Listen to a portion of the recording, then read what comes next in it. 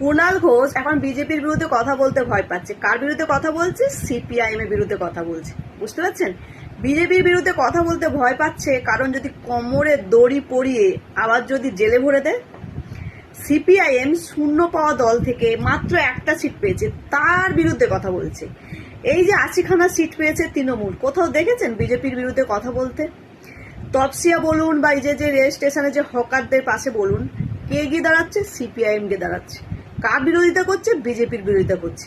কিন্তু কোনো তৃণমূলকে দেখেছেন গিয়ে পাশে দাঁড়াতে, বিজেপির বিরোধিতা করতে? না। এই মমতা ব্যানার্জি, অভিষেক ব্যানার্জি, কুণাল ঘোষ যখন তৃণমূল ক্ষমতায় ছিল তখন কিন্তু হেভি বিজেপির বিরোধিতা করেছে। এখন আর করছে না, কারণ মমতা ব্যানার্জি, অভিষেক ব্যানার্জি তো খেলা শুরু করে দিয়েছে। এবার যদি কুণাল ঘোষকে যদি আবার জেলে ভরে দেয়, সেই জন্য পুরো বুক ধুপুক ধুপুক করছে। 34 বছর আগে জ্যোতি বসু কি করেছে সেই নিয়ে ফেসবুকে পোস্ট করছে, কিন্তু বিজেপির বিরোধিতা করছে না। বুঝেছেন তো?